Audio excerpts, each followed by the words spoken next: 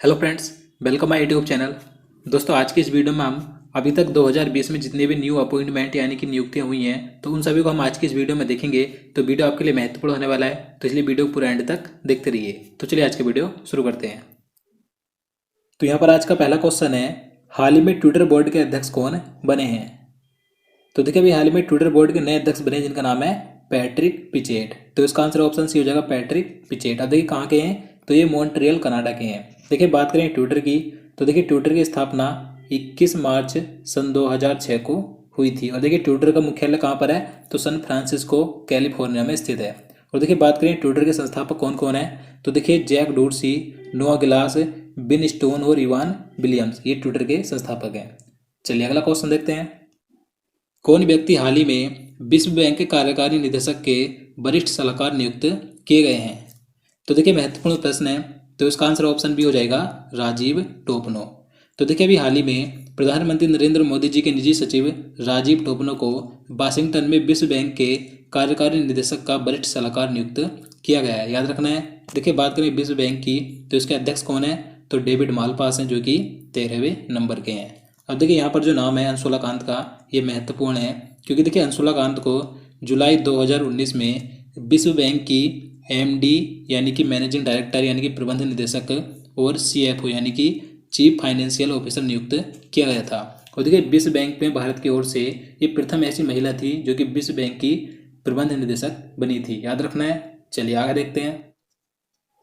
हाल ही में कौन national fertilisers limited यानी कि एएमएफएल के अध्यक्ष एवं प्रबंध निदेशक बने हैं। तो इसका आंसर ऑप्शन सी हो जाएगा, बीरेंद्र नाथ दत्त। तो देखिए बीरेंद्र नाथ दत्त को अभी हाल ही में नेशनल फर्टिलाइजर्स लिमिटेड यानी कि राष्ट्रीय उर्वरक लिमिटेड का नया अध्यक्ष एवं प्रबंध निदेशक बनाया गया है। याद रखना है। देखिए बात करें एनएफएल की, तो देखिए इसकी स्थापना 1 सितंबर 1979 को हुई थी और इसका मुख्यालय उत्तर प्रदेश के नोएडा में स्थित है। चलिए आगे देखते हैं। कौन व्यक्ति हाल ही में भारतीय उद्योग परिसंघ यानी कि सीआईआई के नए अध्यक्ष बने हैं। तो इसका आंसर ऑप्शन डी हो जाएगा, उदय कोटक। तो देखिए उदय कोटक को भी हाल ही में भारतीय उद्योग परिसंघ यानी कि कन्फेडरेशन ऑफ इंडियन इंडस्ट्री का नया अध्यक्ष बनाया गया है। और देखिए इसके उपाध्यक्ष बने हैं संजीव बजाज। तो आपको दोनों नाम याद रखने हैं। देखिए बात करें भारतीय उद्योग परिसंघ की, तो इसकी स्थापना 1895 में हुई थी और इसका मुख्यालय नई दिल्ली में स्थित है। चलिए आगे देखते हैं। हाल ही में किसे नाबार्ड के नए अध्यक्ष के रूप में नियुक्त किया गया है। तो इसका आंसर ऑप्शन सी हो जाएगा, गोविंद राजुलू चिंटला। तो देखिए गोविंद राजुलू चिंटला को अभी हाल ही में नाबार्ड के नए अध्यक्ष के रूप में नियुक्त किया गया है। देखिए ये किसका स्थान लेंगे, तो ये डॉक्टर हर्ष कुमार भनवाला का स्थान लेंगे। देखिए बात करें नाबार्ड की, तो देखिए नाबार्ड की फुल फॉर्म क्या होती है, national bank for agriculture and rural development यानी कि राष्ट्रीय कृषि और ग्रामीण विकास बैंक। याद रखना है। देखिए नाबार्ड की स्थापना कब हुई थी, तो 12 जुलाई 1982 को हुई थी और इसका मुख्यालय मुंबई में स्थित है। चलिए आगे देखते हैं। हाल ही में कौन केरल की पहली महिला डीजीपी नियुक्त की गई हैं। तो देखिए मोस्ट इंपोर्टेंट प्रश्न है, तो इसका आंसर ऑप्शन सी हो जाएगा, आर श्रीलेखा। तो देखिए 1 जून 2020 को केरल राज्य की पहली महिला डीजीपी यानी कि डायरेक्टर जनरल ऑफ पुलिस नियुक्त की गई जिनका नाम है आर श्रीलेखा। याद रखना है। अब देखिए यहाँ पर जो नाम है कंचन चौधरी का, तो ये भी महत्वपूर्ण है क्योंकि कंचन चौधरी भारत की प्रथम महिला डीजीपी बनी थी जो कि 2007 में उत्तराखंड राज्य में नियुक्त की गई थी। याद रखना है। जिनका देखिए अगस्त 2019 में निधन भी हो चुका है। याद रखिएगा। चलिए आगे देखते हैं। कौन व्यक्ति हाल ही में भारतीय खाद्य सुरक्षा और मानक प्राधिकरण यानी कि FSSAI के नए CEO बने हैं। तो इसका आंसर ऑप्शन डी हो जाएगा, अरुण सिंघल। तो देखिए अभी हाल ही में अरुण सिंघल को FSSAI यानी कि इसकी फुल फॉर्म जाएगी food safety and standards authority of India, तो इसका इन्हें अभी हाल ही में CEO बनाया गया है। याद रखना है। अब देखिए इन्होंने किसका स्थान लिया है, तो इन्होंने GSG एंगर का स्थान लिया है। चलिए अगला क्वेश्चन देखते हैं। हाल ही में किसे राष्ट्रीय लोक वित्त एवं नीति संस्थान यानी कि NIPFP का नया चेयरमैन नियुक्त किया गया है। तो इसका आंसर ऑप्शन ए हो जाएगा, उर्जित पटेल को। तो देखिए RBI के पूर्व गवर्नर उर्जित पटेल को 22 जून 2020 से 4 वर्ष के लिए NIPFP का नया चेयरमैन यानी कि अध्यक्ष नियुक्त किया गया है। देखिए बात करें यहाँ पर NIPFP की, तो इसकी फुल फॉर्म क्या हो जाएगी, national institute of public finance and policy. याद रखना है। देखिए इन्होंने किसका स्थान लिया है, तो इन्होंने विजय केलकर का स्थान लिया है। चलिए नेक्स्ट क्वेश्चन देखते हैं। कौन व्यक्ति हाल ही में न्यू डेवलपमेंट बैंक यानी कि एनडीबी के अगले अध्यक्ष बने हैं? तो इसका आंसर ऑप्शन भी हो जाएगा मार्कोस ट्राइजो। तो देखिए ब्राजील के मार्कोस ट्राइजो को भी हाल ही में एनडीबी यानी कि न्यू डेवलपमेंट बैंक का नया अध्यक्ष बनाया गया है। और देखिए इसी के साथ भारत के अनिल किशोर को इसका उपाध्यक्ष भी बनाया गया है। देखिए जो न्यू डेवलपमेंट बैंक है तो यह ब्रिक्स समूह के देशों द्वारा स्थापित किया गया है, जिसकी स्थापना 15 जुलाई 2014 को हुई थी और इसका मुख्यालय शंघाई चीन में स्थित है। चलिए अगला क्वेश्चन देखते हैं। हाल ही में किस भारतीय ओलंपिक संघ के अध्यक्ष को ओलंपिक चैनल आयोग का सदस्य नियुक्त किया गया है? तो इसका आंसर ऑप्शन सी हो जाएगा नरेंद्र बत्रा को। तो देखिए आपसे भी जानते हैं कि जो नरेंद्र बत्रा है ये भारतीय ओलंपिक संघ के अध्यक्ष है, जिन्हें कि अभी हाल ही में अंतर्राष्ट्रीय ओलंपिक चैनल आयोग का सदस्य नियुक्त किया गया है, याद रखना है। देखिए बात करें कि भारतीय अंतर्राष्ट्रीय ओलंपिक संघ के अध्यक्ष तो नरेंद्र बत्रा हैं, और अंतर्राष्ट्रीय ओलंपिक संघ के अध्यक्ष कौन है अंतर्राष्ट्रीय ओलंपिक समिति के, तो कौन है, तो थॉमस बाच है, याद रखना है। हाल ही में कौन फिक्की लेडीज ऑर्गेनाइजेशन यानी कि एफएलओ की नई राष्ट्रीय अध्यक्ष नियुक्त की गई हैं? तो इसका आंसर ऑप्शन डी हो जाएगा जाह्नवी फूकन। तो देखिए अभी हाल ही में असम राज्य के उद्यमी जाह्नवी फूकन को जो फिक्की की लेडीज ऑर्गेनाइजेशन है यानी कि फिक्की का जो महिला संगठन है यानी कि एफएलओ है, तो इसकी नई राष्ट्रीय अध्यक्ष बनी है जाह्नवी फूकन, याद रखना है। देखिए एफएलओ की स्थापना 1983 को हुई थी।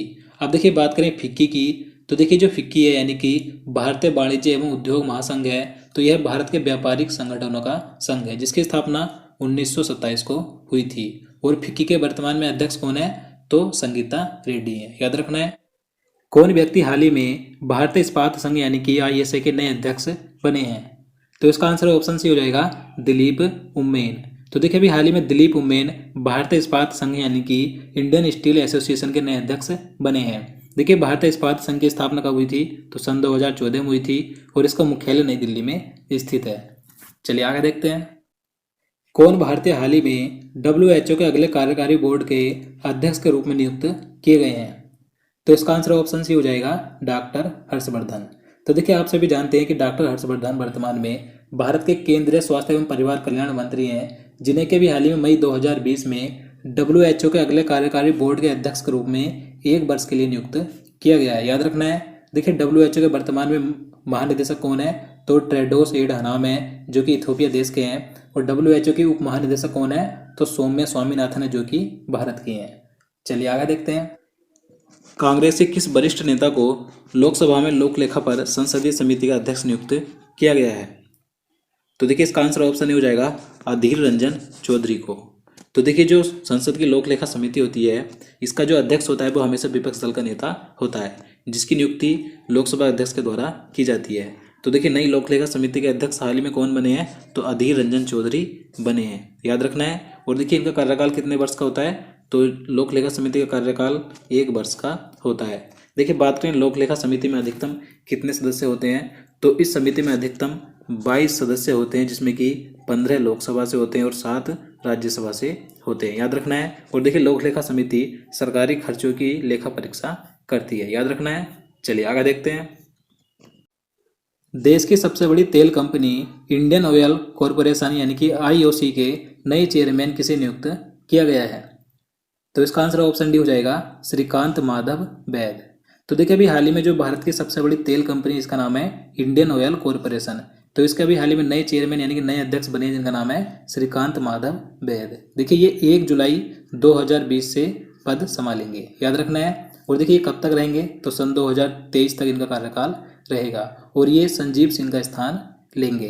देखिए बात करें आईओसी की यानी कि इंडियन ऑयल कॉरपोरेशन की, तो इसकी स्थापना 1959 को हुई थी और इसका मुख्यालय नई दिल्ली में स्थित है। चलिए अगला क्वेश्चन देखते हैं।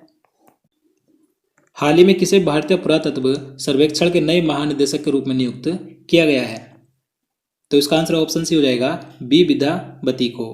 तो देखिए आईएएस अधिकारी बी विद्यावती को अभी हाल ही में 12 मई 2020 को प्रभावी भारतीय पुरातत्व सर्वेक्षण का नया महानिदेशक नियुक्त किया गया, याद रखना है। देखिए बात करें भारतीय पुरातत्व सर्वेक्षण की, तो यह एक संगठन है जो कि सांस्कृतिक विरासतों, प्राचीन स्मारकों और पुरातत्वीय स्थलों और अवशेषों का रखरखाव करता है। देखिए भारतीय पुरातत्व सर्वेक्षण की स्थापना 1861 में हुई थी और इसका मुख्यालय नई दिल्ली में स्थित है। चलिए आगे देखते हैं। कौन व्यक्ति हाल ही में आर्थिक मामलों के नए सचिव बने हैं? तो देखिए अभी हाल ही में आर्थिक विभाग मामलों के नए सचिव बने हैं जिनका नाम है तरुण बजाज। तो इसका आंसर ऑप्शन सी हो जाएगा। तरुण बजाज अभी हाल ही में आर्थिक मामलों के नए सचिव बने हैं। अब देखिए इन्होंने किसका स्थान लिया है, तो इन्होंने अतानु चक्रवर्ती का स्थान लिया है, याद रखना है। और देखिए तरुण बजाज हरियाणा कैडर के IAS हैं, याद रखिएगा। चलिए आगे देखते हैं। कौन व्यक्ति हाल ही में केंद्रीय सतर्कता आयोग यानी कि CBC के नए अध्यक्ष बने हैं? तो इसका आंसर ऑप्शन ए हो जाएगा संजय कोठारी। अब देखिए मैं आपको बता दूं, जो केंद्रीय सतर्कता आयोग है तो इसमें एक केंद्रीय सतर्कता आयुक्त होता है यानी कि जो अध्यक्ष होता है, और 2 अन्य सतर्कता आयुक्त होते हैं। तो केंद्रीय सतर्कता आयोग के नए अध्यक्ष यानी कि केंद्रीय सतर्कता आयुक्त बने हैं जिनका नाम है संजय कोठारी।